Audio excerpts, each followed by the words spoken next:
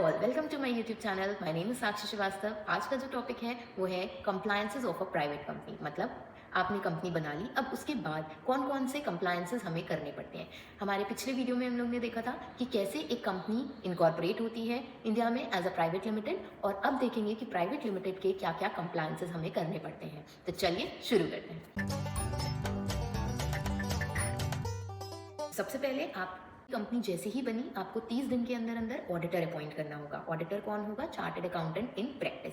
उसके बाद अपॉइंट करने के बाद एक फॉर्म होता है ADT 1, वो फिल करना होता है with in 15 days of his appointment. ये फॉर्म कहाँ पर फिल करना है? MCA की वेबसाइट में जाकर फिल करना होता है। नेक्स्ट इंपॉर्टेंट थिंग इज कि आपको साल में 4 बोर्ड मीटिंग करनी है। उन 4 बोर्ड, मिनिमम 4 बोर्ड मीटिंग करनी है एंड मैक्सिमम गैप 120 डेज से ज़्यादा नहीं होना चाहिए 2 बोर्ड मीटिंग के बीच में। देन आपका आता है एनुअल जनरल मीटिंग। साल में एक एनुअल जनरल मीटिंग आपको करनी होगी जिसमें सारे मेंबर्स मिलेंगे और वो फिनेंशियल पोजीशंस के बारे में डिस्कस करेंगे। कंपनी ने एक साल में क्या क्या चीज़ें करी, वो सारी चीज़ों का डिस्कशन होगा।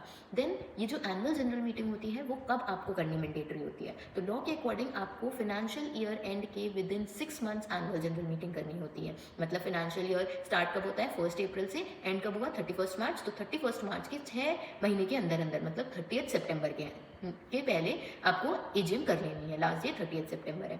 अगर आपने पहली बार अभी अपनी कंपनी इनकॉर्पोरेट की है, मतलब पहली एनुअल जनरल मीटिंग होने वाली है, तो पहली एनुअल जनरल मीटिंग के लिए थोड़ा सा आपको छूट मिल जाती है और 3 मंथ्स और एक्सटेंड हो जाती है। तो with in 9 months from the end of the financial year. Financial year and कब हुआ? 31 मार्च। 9 मंथ्स कब हुए? 31 दिसंबर आपकी लास्ट डेट हो जाएगी अगर आपकी पहली एनुअल जनरल मीटिंग है। देन आपका आता है एनुअल जनरल मीटिंग होने के बाद आपको एनुअल रिटर्न फॉर्म्स फिल करने होते हैं। एनुअल रिटर्न फॉर्म होता है MGT 7, जो कि with in 60 days from the end of the annual general meeting करनी होती है। MGT 7, okay. अगर स्मॉल कंपनी है तो MGT 7 है।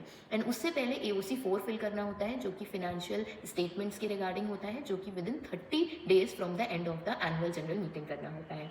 देन आपके मिनट्स प्रिपेयर होते हैं, जो भी आपने बोर्ड मीटिंग करी है उसके मिनट्स मतलब recording of the things whichever has been discussed in the board meeting। तो सारे resolutions वगैरह उसके minutes बनाए जाते हैं।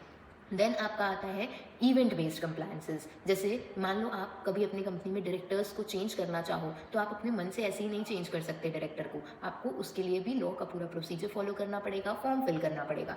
तो उसका जो फॉर्म है वो DIR 12 होता है, जो कि 30 डेज के अंदर अंदर करना है from the date of appointment और removal resignation as the case में भी।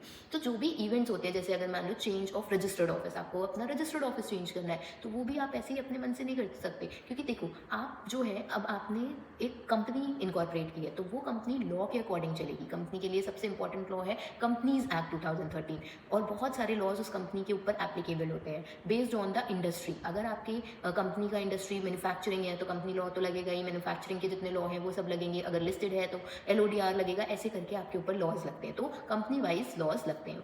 एंड इनकम टैक्स की ड्यू डेट्स होती हैं, आपको इनकम टैक्स रिटर्न्स फाइल करने हैं, GST रिटर्न्स फाइल करनी है। अगर आपने GST में TDS आपको फिल करना होगा। तो बहुत सारे कंपनी में ड्यू डेट्स होते हैं, उस ड्यू डेट के अंदर अंदर आपको फॉर्म्स वगैरह फिल करने होते हैं। अदरवाइज आपके ऊपर पेनल्टी लग जाती है कंपनी में, कभी कभी फाइन्स भी लग जाते हैं। बट डोंट वरी, मैं आपको कोई डरा नहीं रही हूँ। आप प्रोफेशनल्स अपॉइंट करो, प्रोफेशनल्स आपको पूरा गाइड भी करेंगे और आपके ये सारा काम भी करके देंगे। पर मैंने ये वीडियो क्यों बनाई है? इसलिए जिससे कि आपको बेसिक नॉलेज होना चाहिए कि हाँ, अभी इस चीज़ का टाइम आता है। अच्छा, कंपनी में 4 बोर्ड मीटिंग करने होते हैं, अच्छा AGM होती है कंपनी में, अच्छा कोई भी चीज़ हम लोगों को चेंज करनी है तो वो लॉ के अकॉर्डिंग करनी होगी। फिर हम लोगों को बैंक अकाउंट, एक सेपरेट बैंक अकाउंट कंपनी के नाम पे ओपन करना होता है। जितने भी रिटर्न्स होते हैं वो सब टाइमली फिल करना होता है। तो ये सारी चीज़ें होती हैं, उनके लिए प्रोफेशनल्स हैं आपको गाइड करने के लिए। आई होप आपके लिए ये वीडियो फ्रूटफुल रहा हो, हेल्पफुल रहा हो। अगर आपको पसंद आया तो इसको लाइक, शेयर एंड कमेंट करिए। जो भी आपके क्वेश्चन है आप उसको कमेंट कर सकते हैं and I would love to answer that all. Thank you for watching.